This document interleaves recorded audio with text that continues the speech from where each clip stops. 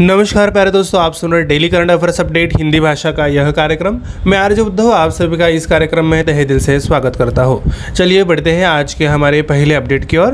ये अपडेट है महत्वपूर्ण दिन के बारे में। विश्व रेडियो दिवस 23 फरवरी को मनाया गया। हर साल रेडियो को महत्व को रेखांकित करने के उद्देश्य से 13 फरवरी को विश्व रेडियो दिवस मनाया जाता है।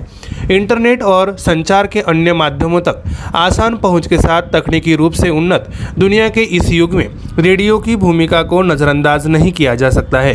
संयुक्त राष्ट्र शैक्षिक, वैज्ञानिक और सांस्कृतिक संगठन यूनेस्को के सदस्य राष्ट्रों ने पहली बार 2011 में इस दिन की घोषणा की थी। हालांकि बाद में इसे 2012 में संयुक्त राष्ट्र महासभा द्वारा अंतर्राष्ट्रीय दिवस के रूप में अपनाया गया था। तब से 13 फरवरी को विश्व रेडियो दिवस के रूप में मनाया जाता है। विश्व रेडियो दिवस के 12वें संस्करण का विषय रेडियो और शांति है। अगली अपडेट है सरोजिनी नायडू जयंती। राष्ट्रीय महिला दिवस 13 फरवरी को मनाया गया। भारत में हर साल 13 फरवरी को राष्ट्रीय महिला दिवस के रूप में मनाया जाता है। इस दिन ब्रिटिश शासन से स्वतंत्रता के लिए भारत को संघर्ष में सबसे प्रमुख हस्तियों में से एक सरोजिनी नायडू का जन्म हुआ था। एक कवि के रूप में उनके काम ने भारत की कोकिला शीर्षक अर्जित किया। सरोजिनी नायडू का जन्म 13 फरवरी 1879 को हुआ था। उन्हें 1925 में भारतीय राष्ट्रीय कांग्रेस के सदस्य के रूप में नियुक्त किया गया था और बाद में 1947 में संयुक्त प्रांत अरब उत्तर प्रदेश के रूप में जाना जाता है। उनके गवर्नर बनी। सरोजिनी नायडू भारत की पहली महिला गवर्नर थी। अगली अपडेट है पुस्तक के बारे में। EIILM कोलकाता के प्रोफेसर डॉक्टर RV बनर्जी को कोलकाता पुस्तक मेले 2023 में एक पुस्तक वैदिक इकोनॉमिक्स का विमोचन किया। 46वें अंतर्राष्ट्रीय कोलकाता पुरस्कार मेले ने वैदिक इकोनॉमिक्स के विमोचन की मेजबानी की, जो eastern institute of integrated learning in management Kolkata के अध्यक्ष और निदेशक प्रोफेसर डॉक्टर रामा प्रसाद बनर्जी द्वारा लिखित पुस्तक है। इस पुस्तक में प्रोफेसर बनर्जी ने गरीबी, अशिक्षा, बीमार स्वास्थ्य, असमानता और आर्थिक बुराई को हराकर सभी की भलाई के लिए आर्थिक परिप्रेक्ष्य पर प्रकाश डाला है। वैदिक इकोनॉमिक्स पुस्तक कौटिल्य के अर्थशास्त्र और महाभारत पर आधारित है और इसे सत्यर प्रकाशन द्वारा प्रकाशित किया गया है। अगली अपडेट है समझौता के बारे में। नीति आयोग के AIM, CBSE और इंटेल इंडिया ने शिक्षा क्षेत्र में बदलाव लाने के लिए सहयोग किया। नीति आयोग के अटल इनोवेशन मिशन, केंद्रीय माध्यमिक शिक्षा बोर्ड और इंटेल इंडिया ने औपचारिक पाठ्यक्रम में आर्टिफिशियल इंटेलिजेंस जैसे भविष्य के कौशल को शामिल करके शिक्षा क्षेत्र में बदलाव लाने के लिए सहयोग किया है। बयान में कहा गया है कि इसका बड़ा उद्देश्य युवाओं के लिए तकनीकी एकीकरण की गति बढ़ाने के लिए राष्ट्रीय शिक्षा नीति 2020 के मार्गदर्शन को संरक्षित करना है। देश में भविष्य के कौशल अंतर को पाटने की आवश्यकता और भारत को AI सक्षम बनाने की दिशा में वर्तमान बुनियादी ढांचे को अनुकूलित करता है। अगली अपडेट है पुस्तक के बारे में। सत्यजीत रे की एक झलक प्रदान करने वाली द बेस्ट ऑफ सत्यजीत रे नामक एक नई पुस्तक लॉन्च हुई।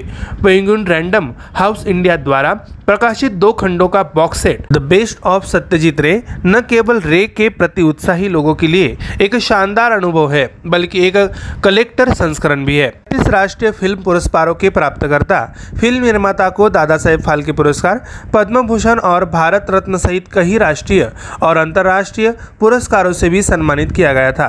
उन्हें 1992 में academy of motion picture arts and sciences द्वारा लाइफ टाइम अचीवमेंट के लिए मानद ऑस्कर से सम्मानित किया गया था। अगली अपडेट है विज्ञान के बारे में। भारत की पहली हाइड्रोजन ट्रेन दिसंबर 2023 तक हेरिटेज रूटों पर आएगी। रेल मंत्री अश्विनी वैष्णव ने कहा। केंद्रीय रेल मंत्री अश्विनी वैष्णव ने कहा कि बहुप्रतीक्षित हाइड्रोजन ट्रेन का निर्माण 2023 तक किया जाएगा। वैष्णव ने कहा कि पहले यह कलका शिमला जैसे हेरिटेज सर्किट पर चलेगी और बाद में इसे अन्य स्थानों पर भी विस्तारित किया जाएगा। देश में हाइड्रोजन ट्रेनों की शुरुआत पर मंत्री ने कहा, जैसा कि बजट हरित विकास पर केंद्रित है, रेलवे हाइड्रोजन ट्रेन के साथ भी योगदान देगा जो दिसंबर 2023 तक आएगी और इसे भारत में डिजाइन और निर्मित किया जाएगा। अगली अपडेट है शिखर सम्मेलन के बारे में। 2025 मैड्रिड अंतर्राष्ट्रीय पुस्तक मेले में भारत थीम देश होगा। स्पेन ने कोलकाता अंतर्राष्ट्रीय पुस्तक मेले के आयोजकों को 2025 में मैड्रिड में होने वाले लिबर बुक फेयर में भाग लेने के लिए आमंत्रित किया है। वे भारत को वहां केंद्र थीम देश के रूप में भी आमंत्रित करना चाहते हैं। जैसा कि मैड्रिड में भारत को थीम देश के रूप में आमंत्रित किया गया है, कोलकाता के प्रतिष्ठित अंतर्राष्ट्रीय पुस्तक मेले को अपनी विशिष्ट पहचान के लिए वहां प्रदर्शित किया जाएगा। देश में स्पेन के राजदूत जोस मारिया डाओ ने कहा कि दोनों देशों के बीच सांस्कृतिक आदान प्रदान के हिस्से के रूप में स्पेन ने बंगाल के 5 विश्वविद्यालयों को किताबें दान की है, जहां स्पेनिश भाषा पढ़ाई जाती है। अगली अपडेट है सम्मेलन के बारे में। 46वां कोलकाता अंतर्राष्ट्रीय पुस्तक मेला हुआ। पश्चिम बंगाल की मुख्यमंत्री ममता बनर्जी ने 30 जनवरी को 46वें अंतर्राष्ट्रीय कोलकाता पुस्तक मेले का उद्घाटन किया। पूर्वी भारत के सबसे बड़े पुस्तक मेले में से यह एक मेला 31 जनवरी से 12 फरवरी तक सेंट्रल पार्क मेला मैदान में आयोजित किया गया था। प्रसिद्ध स्पेनिश चित्रकार पाब्लो पिकासो का जश्न मनाते हुए स्पेन मेले में थीम देश था। स्पेन के कोलकाता अंतर्राष्ट्रीय पुस्तक मेले के आयोजकों को 2025 में मैड्रिड में होने वाले लिबर बुक फेयर में भाग लेने के लिए आमंत्रित किया है। वे भारत को वहां केंद्र थीम देश के रूप में भी आमंत्रित करना चाहते हैं। अगली अपडेट है नियुक्ति के बारे में। माधवेंद्र सिंह को गुजरात मेरीटाइम क्लस्टर के पहले सीईओ के रूप में नियुक्त किया गया। Gujarat ports infrastructure company limited ने माधवेंद्र सिंह को गुजरात मेरीटाइम क्लस्टर के पहले मुख्य कार्यकारी अधिकारी के रूप में नियुक्त किया है। गुजरात मेरीटाइम क्लस्टर देश में अपनी पहली तरह का पहला वाणिज्यिक सामुद्रिक क्लस्टर है, जिसका उद्देश्य अंतर्राष्ट्रीय मानकों की समुद्री सेवाओं के लिए एक केंद्र बनना है। गुजरात मेरीटाइम बोर्ड ने राज्य और देश के समुद्री क्षेत्र के ओवरहालिंग को गति का प्रदान करने के लिए अपनी सहायक company Gujarat sports infrastructure company limited के माध्यम से एएमसी की स्थापना की। बढ़ते हैं अगली अपडेट है योजनाओं के बारे में।